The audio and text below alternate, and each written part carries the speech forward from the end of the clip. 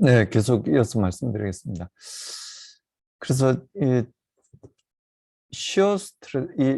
비스코스 스트레스가 이 스트레인 레이트, 변형률이죠.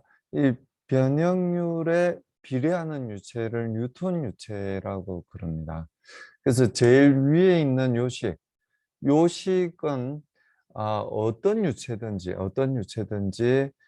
적용이 되는 선형 운동량 보존에 대한 식이라고 말씀을 드릴 수가 있고요. 만약에 요 중에서 아, 이상 유체라면, 즉 인비시드한 점성이 없는 유체라면은 요 방정식처럼 된다고 이제 말씀을 드렸는데요. 만약에 뉴턴 유체에 대한 선형 운동량 방정식이라면 이 타우 IJ를 타우 I 혹은 타우 JI하고 이제 같은 값을 가질 수밖에 없습니다. 요 식을 이제 보셔도 아실 수가 있는데요. 이 변형률에 비례하는 유체를 뉴턴 유체라고 그러고, 이 뉴턴 유체에 대해서는 이 타우 IJ 대신에 요 값을 이제 대입을 할 수가 있어요. 뮤 곱하기 콘스탄트인 뮤 곱하기 이 스트레인 레이 값을 요 항에 대입을 할 수가 있게 됩니다. 네, 그래서 이 타우 IJ를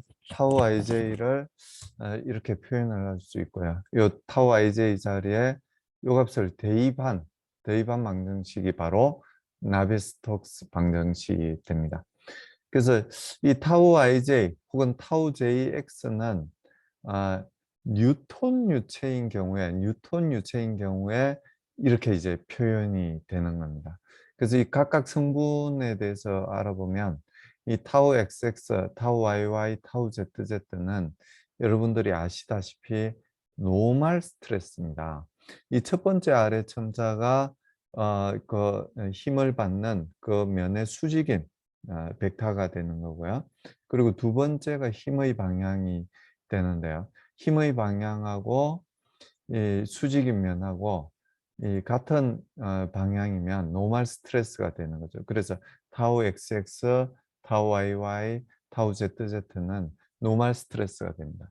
나머지 6개, 그러니까 타우 XY, 타우 YX는 같은 값이 되죠. 요 경우에 같은 값이 됩니다. 그리고 타우 XZ, 타우 ZX도 같은 값이 되고요. 타우 YZ, 타우 ZY도 같은 값이 됩니다. 요 값들은 전부 시어 스트레스가 됩니다.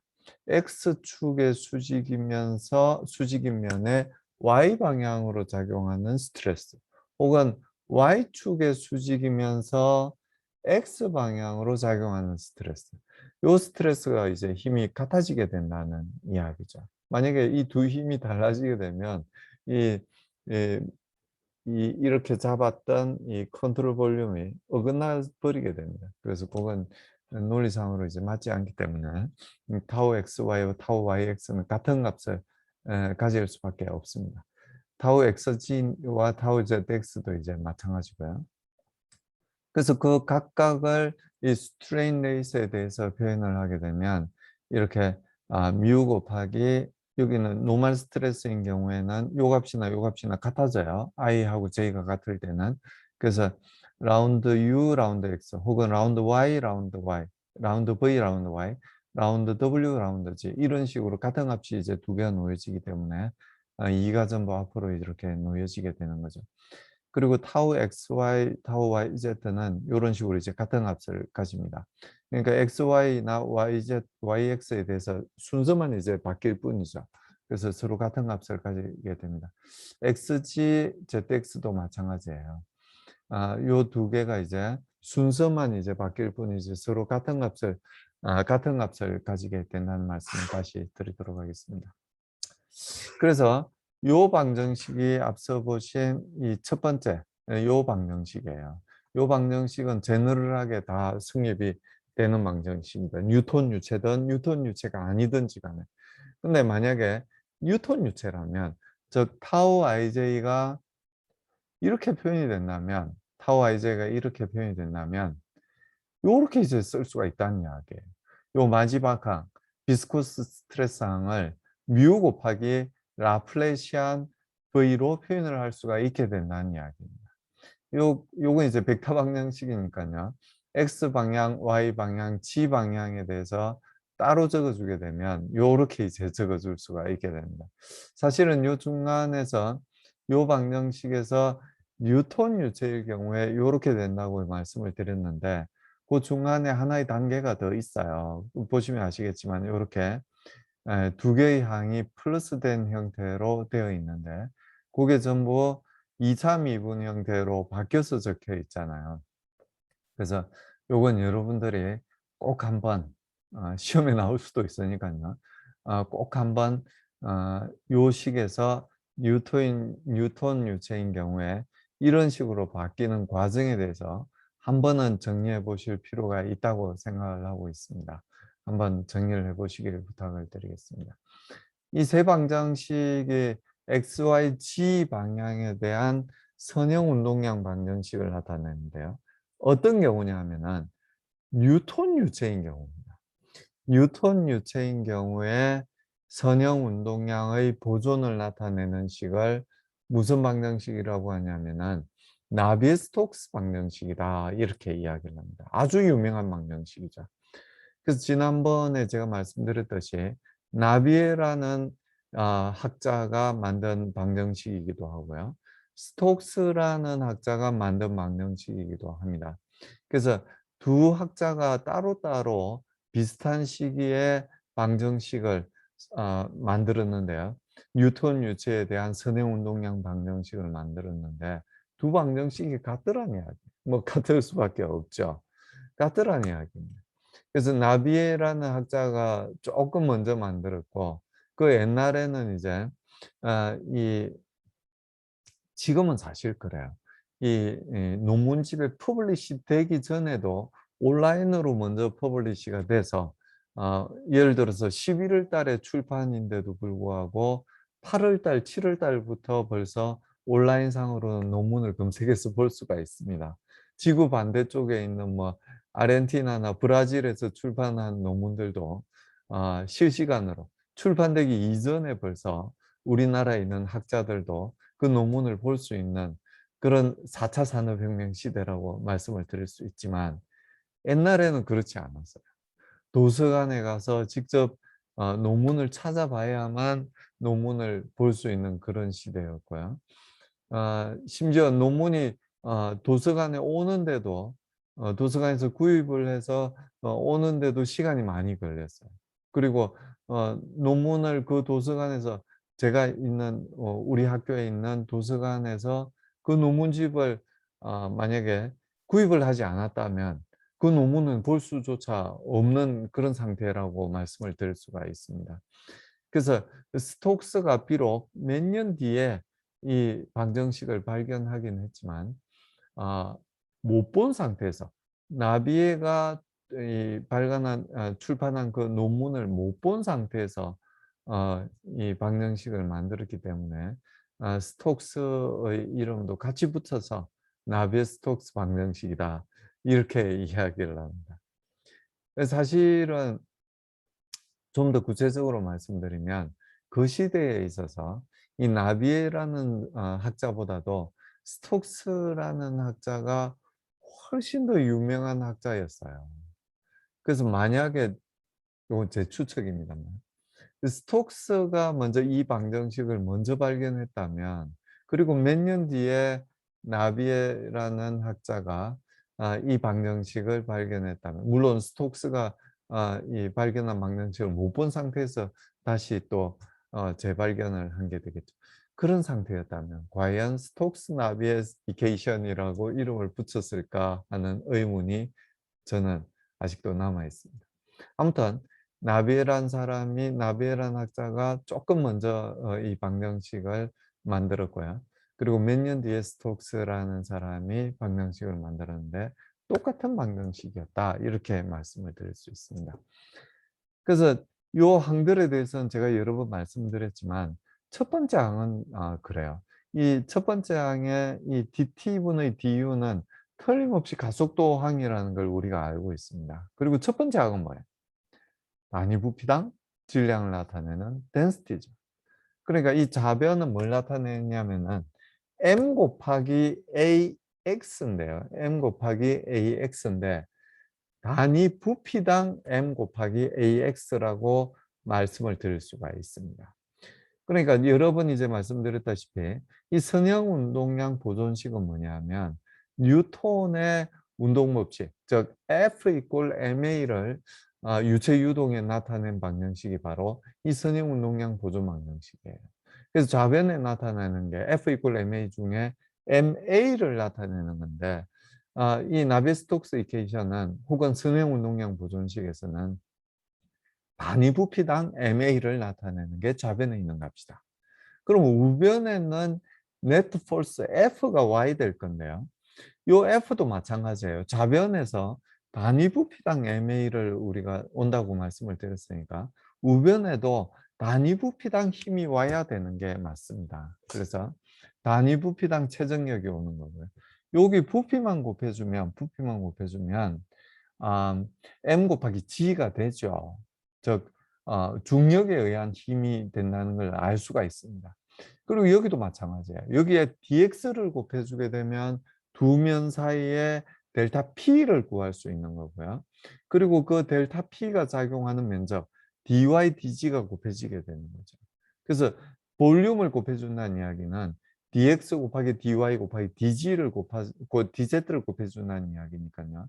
dx를 먼저 곱하면 그게 라운드 x분의 라운드 p 곱하기 dx라는 값이 뭐가 되냐면 델타 p가 됩니다. 두 면 사이 델타 x만큼 떨어져 있는 두 면, 그 두 면은 면적이 델타 y 곱하기 델타 z입니다. 그 두 면 사이에 델타 p를 구할 수 있고요. 그 면적을 곱해주면 압력에 의해서 받는 힘을 구할 수가 있게 된다는 이야기죠. 그리고 요 값에다가 부피를 곱해주면은 비스코스 스트레스의 면적을 곱해주는 거니까요.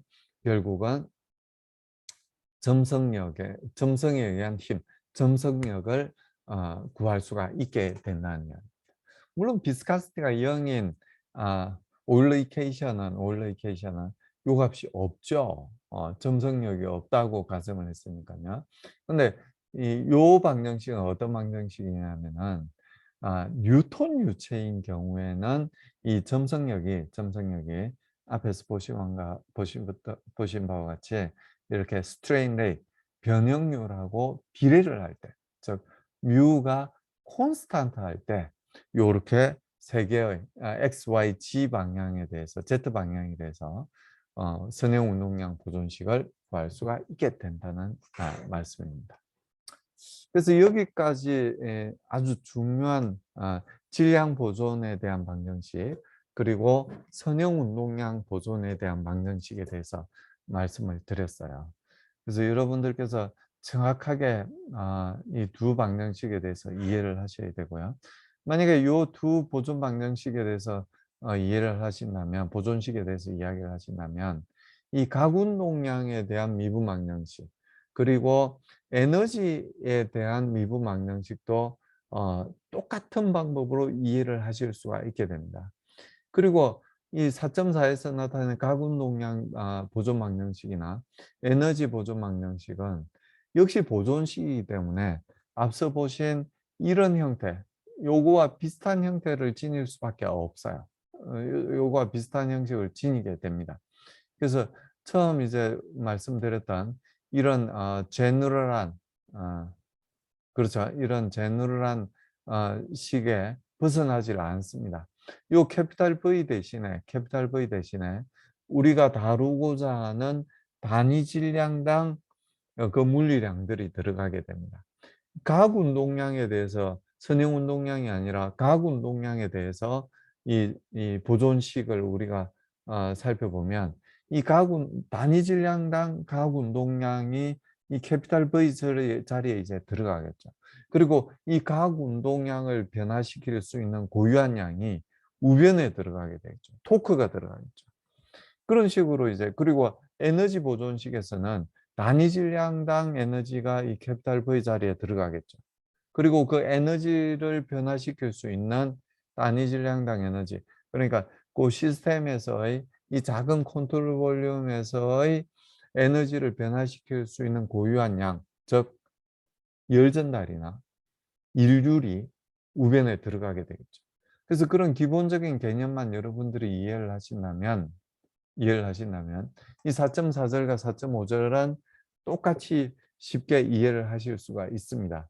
근데 요걸 이해하기 위해서는 반드시 질량 보존에 대한 미분망령식 그리고 선형 운동량에 대한 미분망령식을 이해하셔야만 각 운동량에 대한 미분망령식, 에너지에 대한 미분망령식을 이해할 수가 있게 됩니다.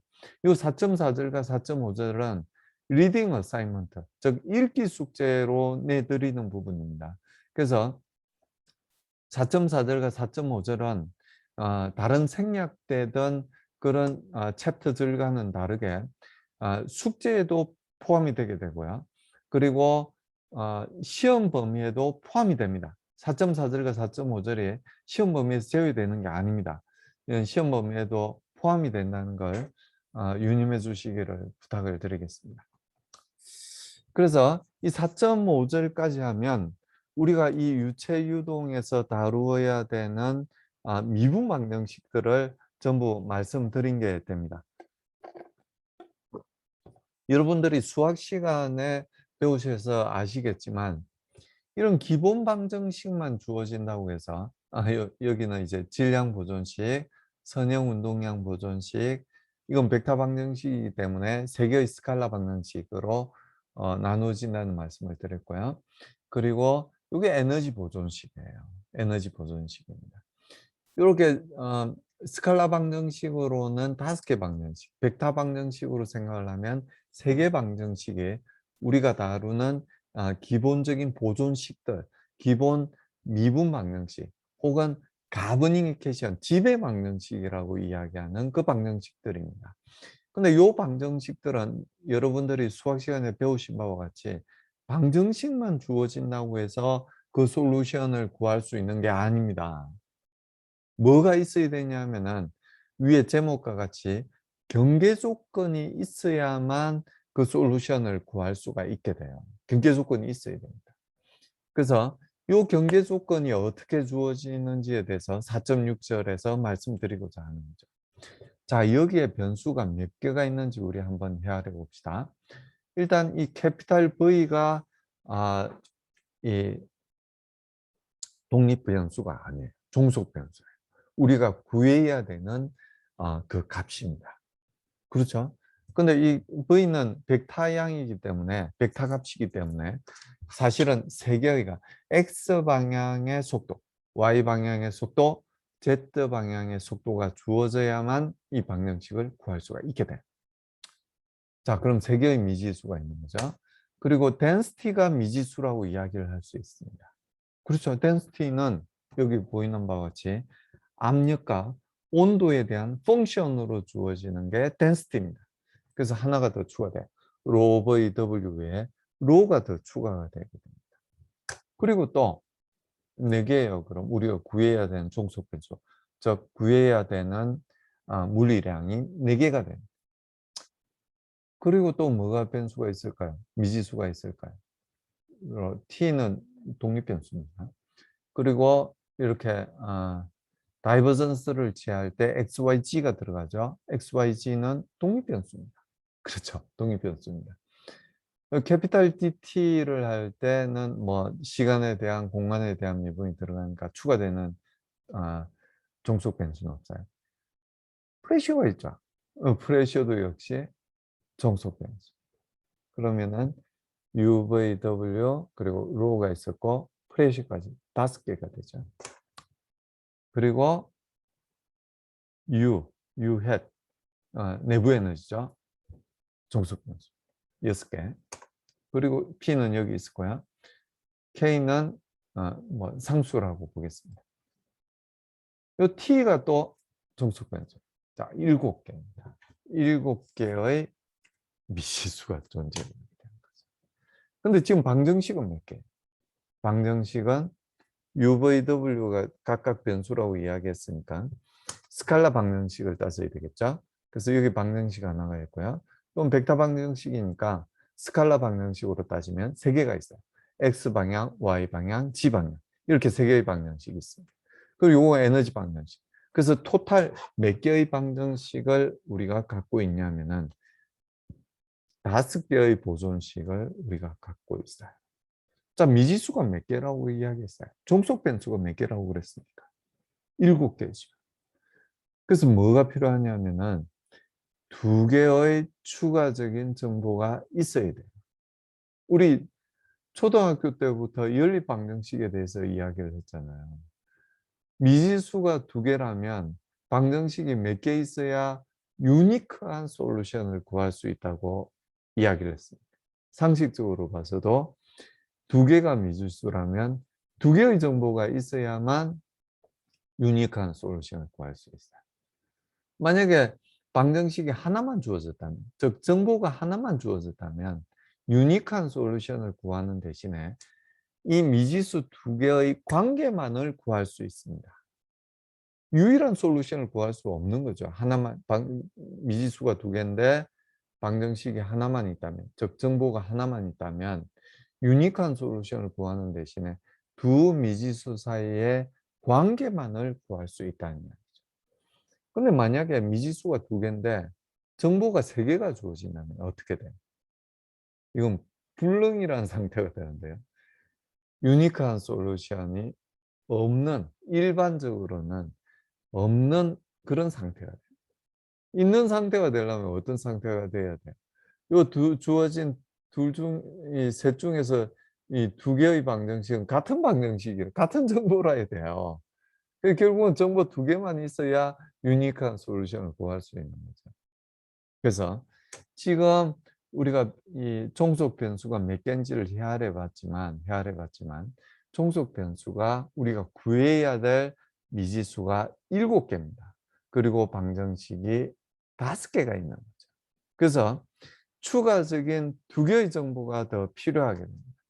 그래서 뭐 답은 이제 나와 있죠. 이렇게 rho를 P와 T에 대한 펑션으로 주어진 식이 있어요.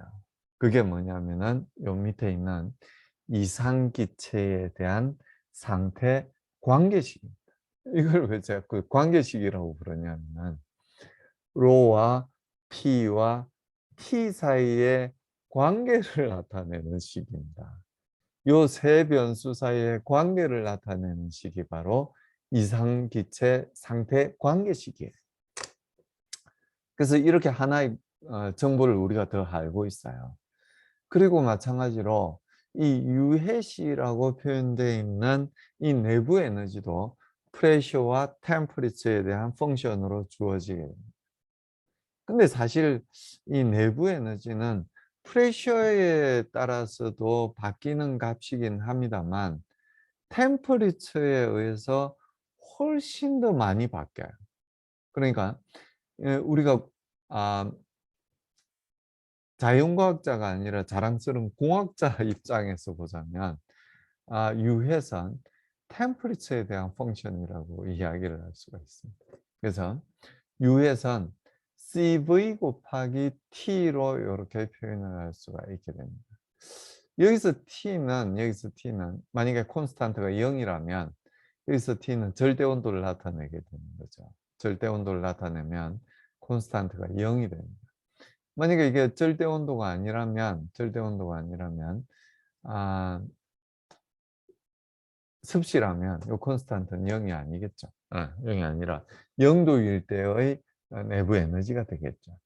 그래서 요 유해선 이제 인테그랄 CV 곱하기 DT로 이렇게 표현이 되는데요. 만약에 CV가 이것도 공학적으로 볼 때 거의 콘스탄트 합니다. 우리가 다루는 범위 내에서는 거의 콘스탄트 해요. 그래서 우리가 다루는 범위 내에서 거의 콘스탄트하다고 보여지면은 그냥 요 온도 범위 내에서 평균적인 값을 잡아서 그냥 CV라고 생각을 하고 CV 곱하기 T로 이렇게 표현을 할 수가 있습니다. 자, 우리가 사실은 제가 요즘 이제 연구하고 있는 분야가 수소 액화에 대해서 이야기를 하고 있는데요.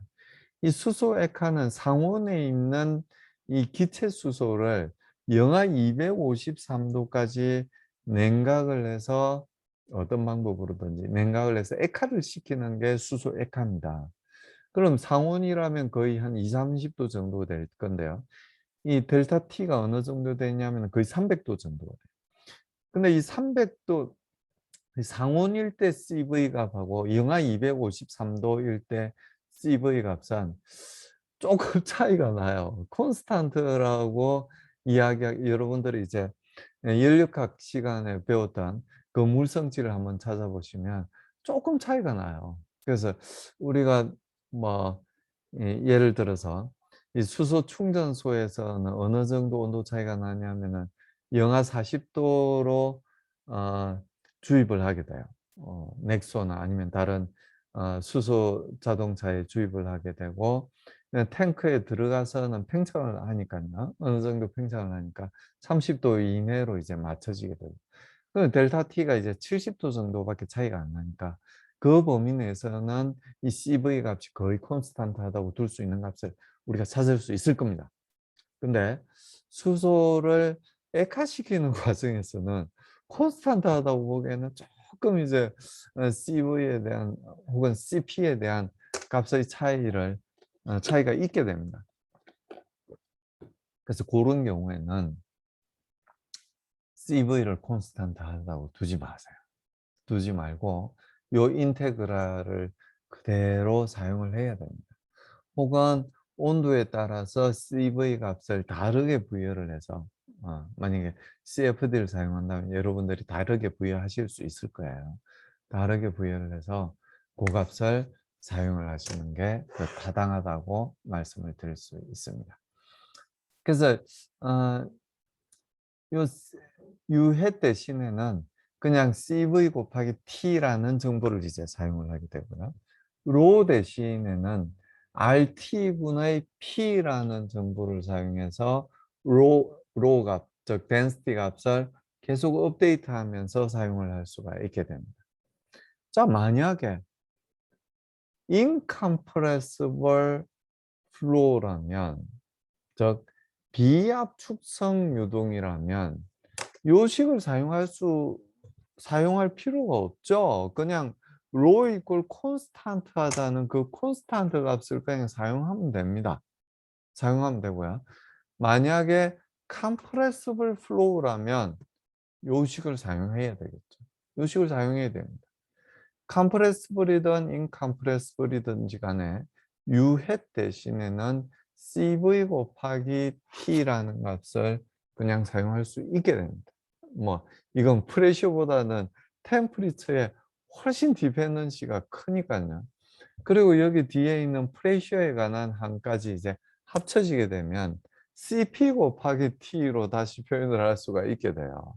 그래서 그 부분에 대해서는 여러분들의 에너지 보존식 4.5절에 있는 에너지 보존식을 한번 살펴보시면 어떻게 해서 CV 곱하기 T 대신에 CP 곱하기 T가 들어가는지에 대해서 아실 수가 있게 됩니다. 그리고 이 운동량 보존식하고 이 에너지 보존식이 거의 비슷한 형태로 이제 표현이 되게 된다는 것도 4.5절에 리딩 어사인먼트를 한번 읽어보시면 이해를 하실 수가 있으리라고 생각이 됩니다. 말씀드리지만 이 4.5절과 4.5절과 4.4절을 이해하시기 위해서는 이 앞서 봤던 이 두 개의 보존식이 어떻게 해서 정의가 됐는지를 잘 살펴보셔야만 리딩 어사인먼트를 성공적으로 완수하실 수가 있을 겁니다. 반드시 읽어보셔야 돼요. 한 번은 여러분 인생에 있어서 한 번은 어떻게 해서 가군농량 보존식이 이렇게 되고 그리고 에너지 보존식이 이렇게 되는지에 대해서 한 번은 보셔야 된다고 생각을 합니다. 결국 이제 사용하는 건 마지막에 결론으로 주어진 그 식을 사용을 하겠지만요. 한 번은 여러분들이 이 유체역학을 공부하는 동안에는 그 유도 과정에 대해서 한 번은 봐주십사 하고 부탁을 드리도록 하겠습니다. 그래서 7개 미지수에 대해서 우리가 7개의 정보를 갖고 있기 때문에 요건 유니크한 솔루션을 구할 수 있다라고 말씀을 드릴 수가 있어요. 자, 근데 아까 이제 말씀드렸지만 방정식만 있다고 해서 유니크한 솔루션을 구할 수 있지는 않습니다. 유니크한 솔루션 구할 수. 뭐가 있어야 되냐면은 경계 조건 혹은 초기 조건이 있어야 돼요. 그러니까 요 방정식 자체가 무슨 방정식이냐면은 요 방정식도 마찬가지예요. 어떤 방정식이냐면은 공간에 대해서는 XYZ에 대해서는 포물선 방정식이에요. 그리고 시간에 대해서는 초기 값이 필요한 방정식입니다. 포물선 방정식이라는 게 뭐냐면 경계 값이 필요한 방정식이에요. 그래서 공간에 대한 XYZ에 대해서는 처음과 끝에서 어떤 값, 우리가 지금 생각하고 있는 이 미지수 7개에 대해서 이 경계에서의 값이 무엇인지를 알아야 돼요. 2차원이라면 이 4개의 경계면에 대해서 어떤 값을 가지는지 알아야 됩니다. 그리고 이 시간에 대해서는 초기 값이 뭔지를 알아야 돼요. 요 7개의 미지수들이 초기에 시간, 우리가 생각하는 첫 시간 t 이퀄 0에서 아니면 t 이퀄 캐피탈 T에서 어떤 시간이든 우리가 생각하는 그 시간에서 이 7개의 미지수 로는 어떤 값을 가지고 u는 어떤 값을 가지고 v는 어떤 값을 가지고 p는 어떤 값을 가지고 t는 어떤 값을 가지고 요 값들을 전부 알아야만 유니크한 솔루션을 구할 수가 있게 됩니다. 그래서 요걸 이제 그림으로 이제 표현을 한 거고요. 요 7개의 그러니까 요게 v가 벡터 값이고 나머지는 전부 스칼라 값이니까요. 이 t 이퀄 0에서는 모든 공간에 대해서 초기 값을 다 알아야 돼. 그래야만 유니크한 솔루션을 구할 수가 있게 됩니다. 근데 만약에 비정상 유동이 시간에 따라서 변하는 유동이 아니고 시간에 따라서 온도가 변하는 혹은 속도가 변하는 압력이 변하는 덴시티가 변하는 그런 유동이 아니고 시간에 따라서 변하지 않는 유동이라면 자, 시간에 따라서 변한다는 이야기는 어떤 관점에서 변한다는 이야기예요? 오일러리안 관점입니다. 즉, 이 시간에 대한 미분값이 요 두 값은 머터리얼 데리버티브니까 요 항이 포함되어 있는 값이에요. 요 항에다 이런 모양의 값들이 포함되어 있는 값입니다. 이 값이 시간에 대한 파셜 데리버티브가 0인 경우에 정상 유동이라고 우리가 이야기를 하잖아요. 시간에 따라서 변하지 않는 유동이라고 이야기를 하잖아요. 그런 경우가 아니라면 비정상 유동이라면 초기 값이 얼마냐에 따라서 t가 얼마일 때의 값이 전부 달라지게 됩니다. 그래서 t 이퀄 10일 때 혹은 t 이퀄 100일 때 어떤 값인지에 대해서 우리가 디파인을 해주기 위해서는 특정 지어주기 위해서는 초기 상태가 어떤 값인지 알아야 된다는 거예요. 근데 정상 상태라면 이게 상관이 없어요. 초기 상태가 어떤 값이든지 간에 정상 상태라는 건 뭐냐면 시간에 대해서 변하지 않는다는 이야기거든요. 그래서 초기 상태가 어떻게 주어졌더라도 정상 상태가 되면은 같은 값을 가지게 된다는 이야기. 물론 공간에 대해서는 다른 값을 가지게 되지만 시간에 따라서는 변하지 않는 값을 가지게 된다는 이야기.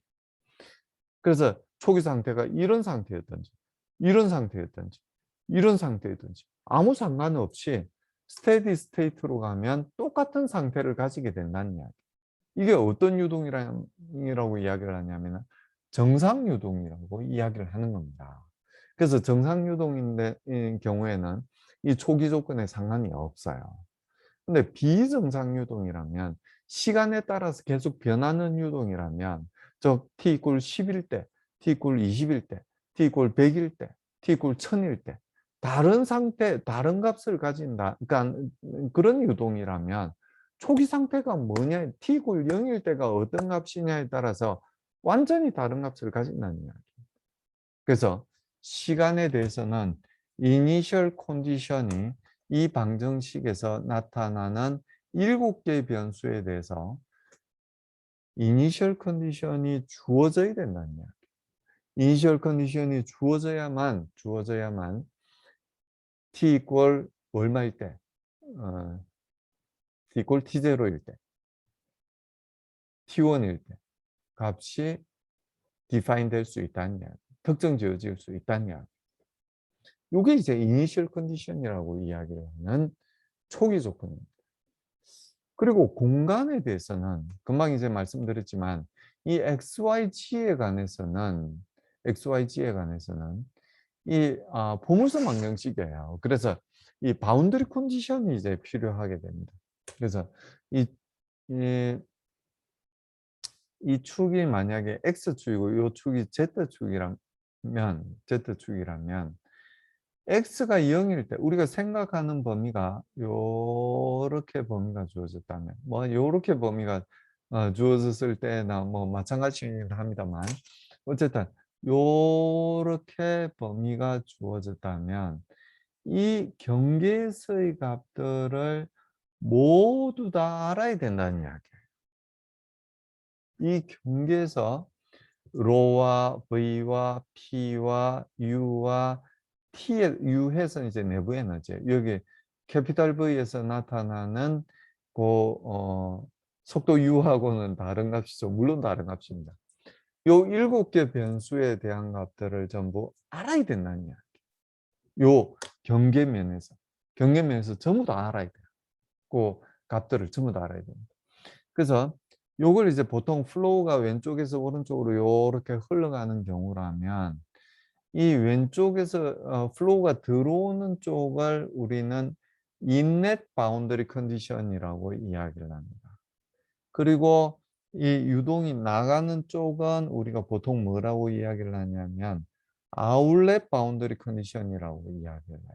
아웃렛 바운더리 컨디션이라고 이야기를 합니다. 그래서 여기가 인넷, 아웃렛이 되는 거고요. 벽하고 접해져 있는 컨디션에서는 요건 이제 물론 스며들지 않는, 침습이 안 되는 그런 바운더리 컨디션이 되겠죠. 그때는 이제 유체와 고체가 컨택되어 있는 그런 경계 조건이 주어지게 됩니다. 이것도 컨택이 되어 있긴 한데요. 이건 유체와 유체 사이가 컨택되어 있는 경우에요. 그러니까 여기는 꼭 가스와 리퀴드가 컨택되어 있다고 이제 보여드리긴 하지만 꼭 이럴 필요는 없죠. 리퀴드와 리퀴드가 컨택되어 있을 수도 있고 가스와 가스가 컨택되어 있을 수도 있습니다. 근데 아무튼 이건 예를 든 건 가스와 리퀴드가 그래야 아래 첨자를 쓰기가 좀 쉽죠. 이제 컨택이 되어 있는 그런 경우라고 말씀드릴 수 있고요. 요건 보시다시피 이 면의 모양이, 이 경계면의 모양이 이렇게 바뀔 수 있어요. 유체끼리 접해져 있으면 이렇게 모양 자체가 바뀔 수가 있습니다. 근데 고체하고 접해 있는 경우에는 이 모양이 바뀌지 않아요. 이 고체 모양 자체가 바뀌지 않기 때문에 고체가 갖고 있는 모양 그대로 이제 유체의 경계면 모양이 특정 지어지게 된다는 장점이 있어요. 이게 훨씬 더 쉬워요. 훨씬 쉬울 수밖에 없겠죠. 그래서 요 때는 우리는 유체를 다루는 거니까요. 유체의 바운더리 컨디션이 어떻게 주어지냐면은 고체의 조건과 같은 조건을 가진다고 이야기를 합니다. 그래서 이 유체의 물성치인 로나 아니면 CV 그러니까 유해시 템퍼리처에 대한 펑션으로 이제 주어지니까요. 그런 값들은 전부 유체의 물성치니까 냅두더라고 하더라도 예를 들어서 템퍼리처는 고체의 템퍼리처와 같은 컨디션을 갖게 돼요. 그러니까 no temperature jump, no jump의 컨디션을 갖게 되고요. 속도인 경우에는 no slip, 슬립되지 않는 바운더리 컨디션을 가지게 됩니다. 고체와 유체가 만나는 그 경계면에서 우리가 관심이 있는 건 고체에 대한 게 관심이 있는 게 아니에요. 유체가 어떤 컨디션을 갖고 있는지가 궁금한데 고체가 갖고 있는 컨디션 그대로 유체가 갖게 된다는 이야기입니다. 근데 이 유체와 유체 사이의 이 경계면에서는 좀 달라요. 이게 아주 골치 아프게 됩니다. 이 프레셔는 이 액체, 우리가 궁금한 건 이제 액체의 면이에요. 요 면에서 액체가 어떤 컨디션을 갖게 되느냐 이게 궁금한데 가스하고 같지 않습니다. 그럼 가스에다가 뭐가 더해지게 되냐면은 이게 뭘까요? 표면 장력입니다. 이게 사실은 표면 장력만큼 압력을 더 많이 받게 되는 거죠. 표면 장력에 의해서 요렇게 움츠러들게 되니까요. 그만큼 압력을 더 많이 받게 돼요. 그리고 요 위치, 요 위치 자체가, 그러니까 요 에타 자체가 계속 달라지게 돼요. 시간에 대한 펑션으로 주어지게 됩니다. 그리고 x가 얼마냐에 따라서, 그러니까 요 방향이 x라고 그랬잖아요. 이 x가 얼마냐에 따라서도 이 에타, 즉 이 위치가 달라지게 돼요. 그리고 요 방향, y 방향이죠. 이 y 방향에 대해서도 이 에타 값이 달라지게 됩니다. 그래서 이 인터페이스, 이 접촉면, 유체와 유체 사이에서 이 접촉면이 일단 요 세 면은 일단 XYZ 자체는 우리가 알고 있는 값들이었잖아요. 요 값하고 요 값은 X는 0이고, 그리고 YZ는 이제 변하는 값들이긴 했었고요. 요 면은 Z가 0이고 XY는 이제 변하는 값이고, XY 각각에 대해서 전부 값들이 이제 주어지게 되는데, 요 경계면, 유체 경계면에 대해서는 구성되어 있지는 않아요. XY에 따라서 G가 또 바뀌는 값입니다. 그 값을 에타라고 지금 이야기하고 있는 거예요. 그리고 요 에타는 시간에 대해서도 변해요. 그래서 시간에 대해서 변하는 그 값이 뭐냐면은 이 Z 방향의 속도. 그러니까 요 면은 움직여요. 요 경계면에서는 속도가 0이 아니에요. 요 아래쪽 경계면에서는 속도가 0이죠. 요 면과 요 면에서는 속도가 주어져 있어요. 근데 요 면에서는, 요 경계면에서는 속도가 변해요. 자, 드리고 싶은 말씀이 뭐냐면 이 이 유체와 유체가 맞닥뜨려지는 이 경계면은 아주 해석하기가 까다롭다. 이렇게 말씀드리려고 그러는 겁니다. 근데 이론상으로는 경계 조건을 충분히 우리가 줄 수 있어요. 코딩하기가 힘들겠지만, 프로그래밍하기가 힘들겠지만 못 푸는 문제가 아니란 이야기입니다. 유니크한 솔루션을 구할 수 있다는 이야기. 요 경계면이 바뀐다고 말씀드리는 자체가 뭐냐면 초기 조건이 뭔가 필요하다는 이야기입니다. 초기 조건이 얼마냐에 따라서 요 값이 바뀌게 됩니다. 예를 들어서 태평양에서 이 제주도 인근에서 이 지진이 발생을 했어요. 그 해저에서 이제 지진이 발생을 하게 되면 뭐가 생겨요? 쓰나미라는 바다의 유동 현상이 생기게 됩니다.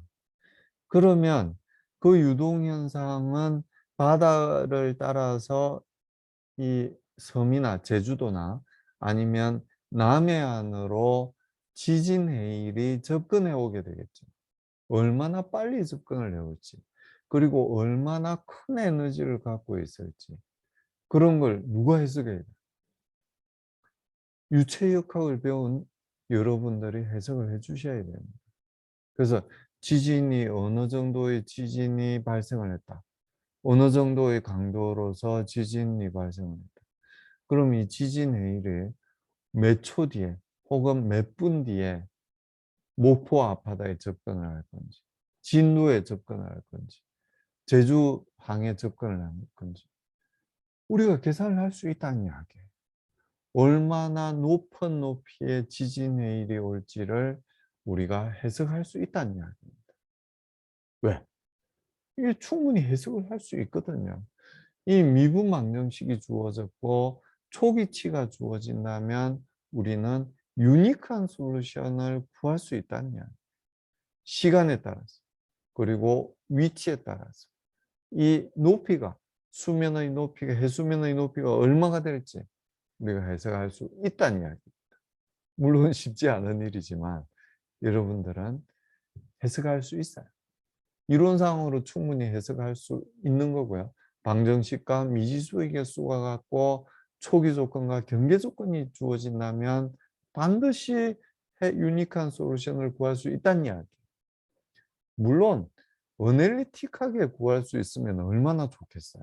근데 어널리틱하게는 구할 수 없죠. 구할 수 없다는 게 밝혀진 건 아닙니다. 전에 말씀드렸듯이 수학의 절대 난제 7개 중에 하나로 주어져 있는 게 바로 여기 주어져 있는 나비에-스톡스 이퀘이션이에요. 요거의 유니크한 솔루션을 우리가 구할 수 없다든지 아니면 어떻게 하면 구할 수 있다든지 그걸 이제 증명을 하거나 이 솔루션을 손으로 어떻게 구할 수 있는지 구하거나 아니면 구할 수 없다는 걸 이론적으로 증명을 하게 되면 $1,000,000의 상금을 받게 됩니다. 하지만 저는 더 이상 시도하지 않습니다.